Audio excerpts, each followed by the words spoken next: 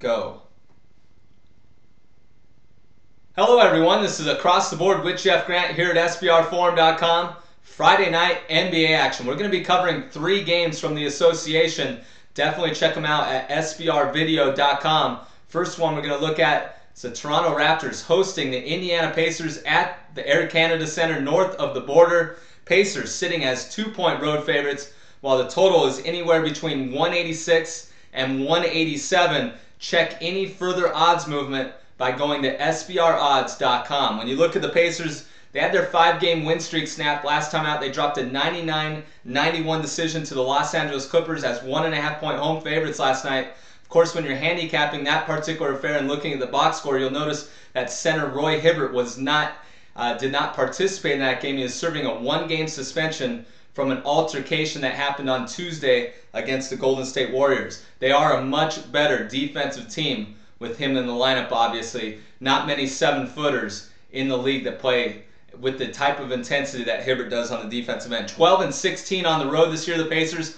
Definitely a different team when you take this team away from Bankers Life Fieldhouse. 8-9 versus Eastern Conference opponents when playing away from Indianapolis. But they are 7-1 straight up and against the spread as road favorites of 6 points or less, with the under going 5-3 in that situation. They have dropped 2 in a row in this series for the first time since 2007.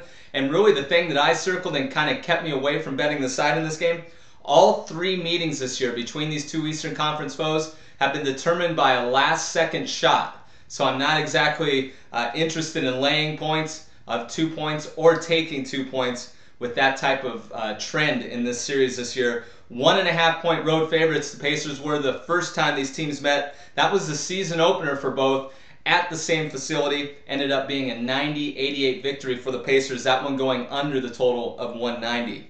When you look at the Raptors, they have dropped 3 of 4 games. They're going to be looking to bounce back from a 103-92 setback to the Cleveland Cavaliers as 4.5-point road favorites. Not exactly sure why they were laying that many points, even with Kyrie Irving, the star point guard of Cleveland. He was not in that game. But the Raptors, they shouldn't be laying that many points against anybody, but they have been playing pretty well at home. And they are coming off their first winning month since January 2010.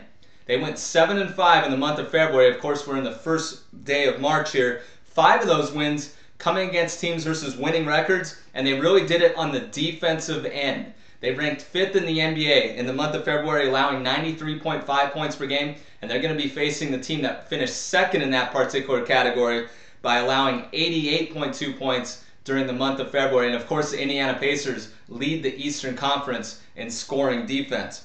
Rudy Gay has really done well on the offensive end, and surprisingly enough, this team's improved on the defensive end since acquiring him from the Memphis Grizzlies, averaging 20.4 points and 6.8 rebounds. I'm going to go with the total here, and I'm going to go with this one going under the total. 6-2, the under in the Raptors' home games with a spread with a total of 185 to 189.5. I think this needs to be further adjusted. I think the total should be about 185.5 in this game, so we're getting about 2 points of value. My pick, under 187 in Friday night's game featuring the Indiana Pacers and Toronto Raptors.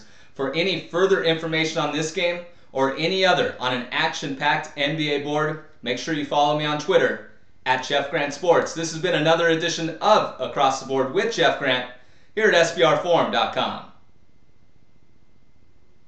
Cut.